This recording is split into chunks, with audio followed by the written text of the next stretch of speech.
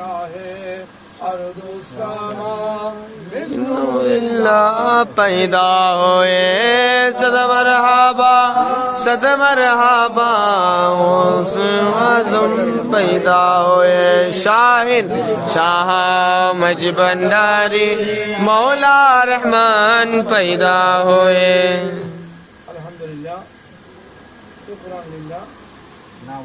आज विशेष করে মরহুম মোহাম্মদ ইউসুফের সেহলাম শরীফ উপলক্ষে তার ভাইদের পক্ষ থেকে এবং তার পরিবারের পক্ষ থেকে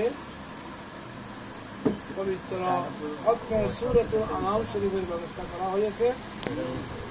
এই পবিত্র খতমে সূরাতুল আনাম শরীফকে কেন্দ্র করে আমাদের আকায়েদ আহলে সুন্নাত ওয়াল জামাতের উলামায়ে আহলে সুন্নাহ হুফাজানে আহলে সুন্নাহ আমরা এখানে একত্রিত হয়েছি।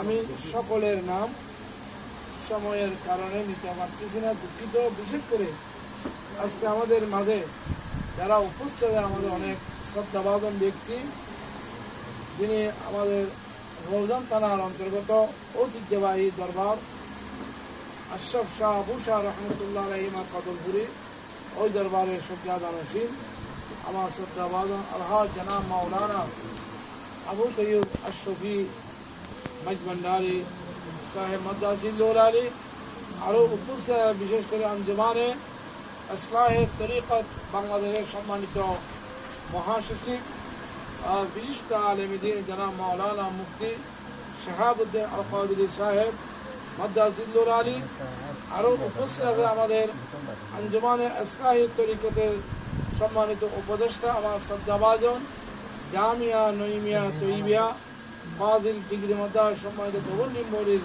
উল্লেখযোগ্য দায়িত্বশীল আলহাজ জনাব মোহাম্মদ সেকান্দর হোসেন সাহেব, আরও উপস্থিত আঞ্জুমানে ইসলাহি তরিকতের সম্মানিত আরাকিন সদস্যবৃন্দ, বিশেষ করে আরেকজন উপস্থিত আলেমে দ্বীন আমার বন্ধুবর জনাব মাওলানা জাহাঙ্গীর আলম সহ সকলের প্রতি আমার পক্ষ থেকে এবং সাহেবে দাওয়াতের পক্ষ থেকে সালাম, আসসালামু আলাইকুম ওয়া রাহমাতুল্লাহি ওয়া বারাকাতুহু। সম্মানিত উপস্থিতি, আমি বেশিক্ষণ এই 2 বা 3 মিনিট একটু কথা বলে মনোজাত হয়ে যাবে। আবার এখানে আমরা এশারের নামাজ হবে। এশারের নামাজের পর পরে সাহাবী দাওয়াতের পক্ষ থেকে আপনাদের জন্য মেহমানদারির ব্যবস্থা করা হয়েছে। সবাই মেহমানদারি গ্রহণ করে ইনশাআল্লাহ আমরা আবার আপনার জায়গায় চলে যাব।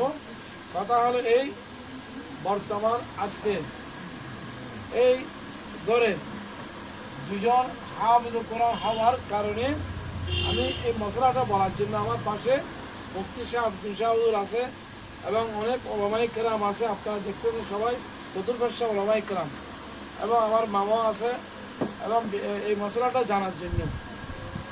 অধিকাংশ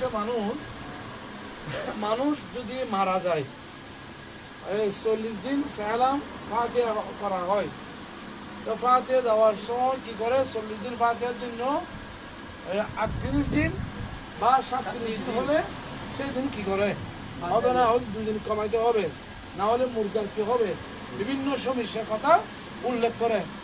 এবং সাধারণত আবার যেই এলাকায় মসজিদ মহল্লা এখানে আলেম ওলামা আছে, ওরা অনেক সময় না জানে এগুলো, এবার ওখানে 37 দিন করতে হবে বা 40 দিনের বাদে 2 দিন কমাইতে হবে। এই জাতীয় একটা মশলা আমাদের দেশে সরাসরি প্রচলন বা চালু আছে।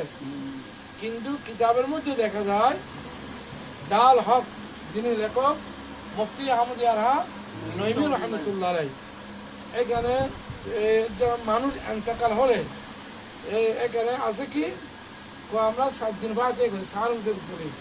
কিন্তু আর হযরত ফাজিল বেরলভী রহমতুল্লাহ আলাইহি ফতোয়ায়ে রজভী শরীফে তো আছে হযরত তিজা শব্দ কি তিজা, এবং যার হক হতো তিজা। শুধু এগুলো বাদে যেগুলো ফতোয়ার কিতাব আছে, অধিকাংশ ফতোয়ার কিতাবের মধ্যে কি তিজা শব্দ, তিজা মানে 3 দিন। আর যখন মানুষ এন্তেকাল হলে 1 দিন 2 দিন 3 দিন শোক শেষ, সেই দিনে কি করতে হয়, তিজা ফাতিহাটা দেওয়া হয়। কিন্তু আমাদের দেশে একটা ওরফ বলা হয়, এটা আরবিতে, তোমরা মাদ্রাসা ছাত্র, এটা আইন ওরফের মধ্যে 60 দিন ফাতিহা 60 দিন, এটা আছে সেদিন, এটা যায় যাবার না যায় এটা যাবার বার হতে বেরুলবি শরীফে এখানে কিন্তু তিজা শরীফ করা হয়। আমাদের এখানে সবাই তিজা, এবং আমাদের দেশে কিছু কিছু জায়গায় তিজা শরীফ এটা আদায় করা হয়। কিন্তু আবার যে এখানে জাল হকত আছে 10 মানে 10 দিন বাকিয়া, এভাবে কি 10 দিন বাকিয়া সেহেলাম 40 দিন বাকিয়া, কিন্তু কিতাবের মধ্যে আছে কি 40 দিন, 38 দিন, 37 দিন নাই। তো এই মশলাটা কিভাবে প্রচলন হয়ে গেল? দুঃখের বিষয়, তৎকালীন জমানায় দেবন্দি মৌলবী অধিকাংশ আমাদের এভাবে সুন্নি মাত্রা খুবই কম ছিল। মাত্রা মোটে যত অনেক আলেম হয়েছে, ওদের কাছারি করে যারা আলেম হয়েছে আলেম হয়েছে, কিন্তু মাত্রার রূপটা এই বাংলাদেশে প্রথমে ওয়াহাবিদের মাধ্যমে প্রচলন হওয়ার কারণে ওরা কৌশল করে সুন্নি আকিদের আমলকে এলোমেলো করার জন্য 37 দিন 40 দিন না হওয়ার জন্য। তো এখানে কিন্তু আজকে এই করে দুজন ছেলে হাফেজ আলেম হওয়ার কারণে, মশলাটা বুঝার কারণে আজকে 40 দিন আজকে ফাতিহাটা করা হচ্ছে। সবাই আলহামদুলিল্লাহ। আমি আমাদের ভাইয়েরা এখানে যারা আছে, যে মসজিদে যারা খেদমত করেন, যে মসজিদে কোন সময় 37 দিন 38 দিন এগুলো করবেন। এগুলো হলো ওয়াহাবিদের একটা মানে কৌশল। ওয়াহাবিদের কি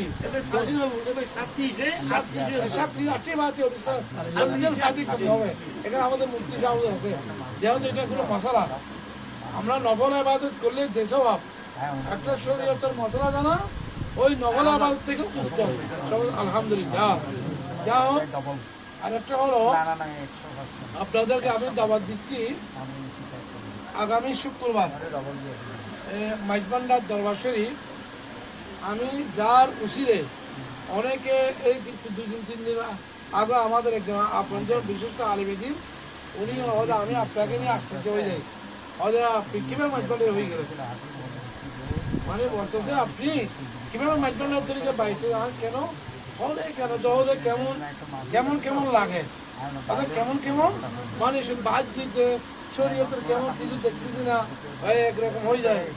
তখন আমি ওনাকে দুটা কথা বললাম, আমি বলবো না এটা আলেম এটা বলবো না, উনি এটা শোনার সাথে কি হয়ে গেছে, তাজ্জব হয়ে গেছে, আশ্চর্য হয়ে গেছে। এটা হলো আগামী শুক্রবার 5 কার্তিক আমি জারুসিরে যার দাম ধরে মাইজবান্ডার দরবার শরীফ আসা দেওয়া উচিলা হয়েছে ওনার উরস শরীফ। উনি এমন একজন ব্যক্তি, আমাদের এখানে ওনার প্রচলন, ওনাকে না চিনে বিনা ওনার চিনতেছে না। এই মনে হয় একদিন মনে আমাদের মুফতি সাহেব দেখছে, ওনার সাথে দেখা হয়েছে। একটা ঘটনা সংক্ষেপে বলছি, উনি এমন একজন ব্যক্তি ছিলেন, উনি আকাইদে আহলে সুন্নাত ওয়াল জামাতের উপর মর্দে মুজাহিদ ছিলেন। সুবহানাল্লাহ। কিরকম মর্দে মুজাহিদ? আমাদের অধিকাংশ সুন্নি আলেমরা অধিকাংশ কথা লক্ষ্য রাখবেন, যার যিনি ওনার কথা ভুলে যাওয়া অল্প সময়, মানে এটা আমরা